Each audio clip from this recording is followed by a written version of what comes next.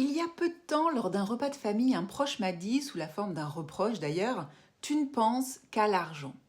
Alors j'avoue que sur le coup, ça m'a un petit peu choquée, j'étais un peu déstabilisée, je m'y attendais pas, surtout je savais pas quoi répondre.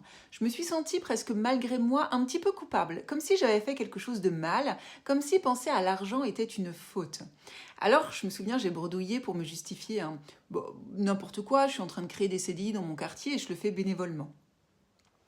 J'ai souvent réfléchi à ce reproche depuis.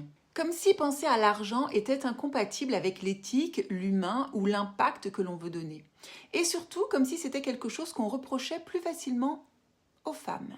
En fait, c'est quelque chose que j'assume plutôt bien et je suis très heureuse d'en discuter avec toi aujourd'hui. Oui, je pense beaucoup à l'argent et non, je n'en ai pas honte.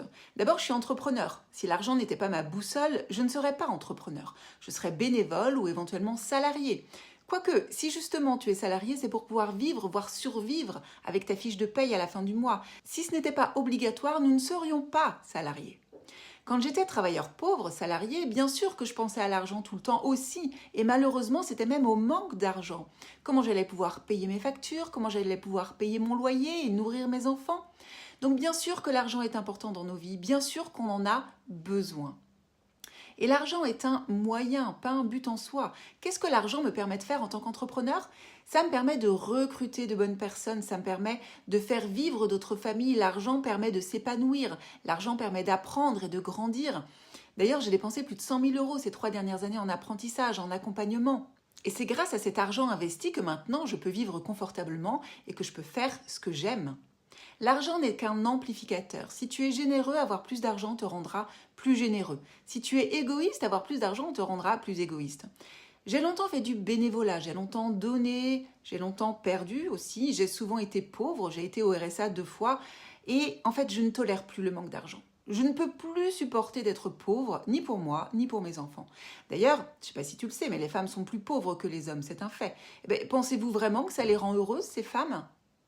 Donc oui, l'argent, c'est important. Et l'argent se redistribue, c'est un flux. Tant que ma fondation n'est pas créée, je réalise des appels à projets dans mon business tous les mois.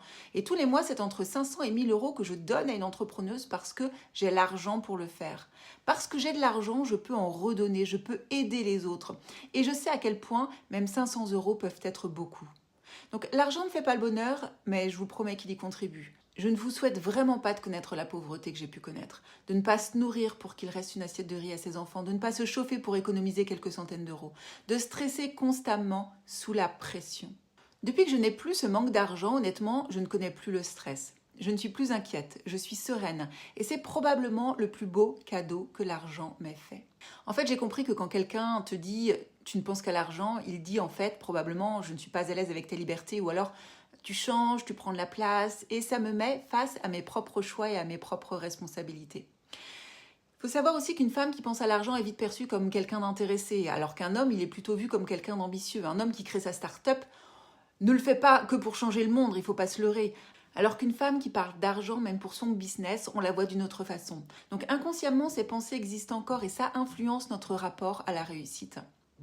En ce qui me concerne, je pense à l'argent et surtout à ce qui me permet de construire pour moi, pour mes enfants et pour les autres. D'ailleurs, j'aimerais que toutes les femmes qui ont de l'argent en parlent partout et sans honte. Ça nous aiderait à croire que c'est possible justement de sortir de la pauvreté, nous les femmes. Les sources d'inspiration féminine sont quand même plutôt rares. Et si les réussites sont invisibles, on ne pense pas cela possible pour nous. Alors, parlez de vos réussites, parlez sans tabou d'argent, même avec vos enfants. Et quand quelqu'un te dit « tu ne penses qu'à l'argent », n'essaye pas forcément de te justifier. T'es pas en tort. La vraie question à te poser, c'est plutôt « pourquoi est-ce que ça dérange autant que je pense à ma sécurité et à ma liberté ?» Et toi, dis-moi en commentaire, est-ce qu'on t'a déjà fait sentir coupable de vouloir gagner plus d'argent ?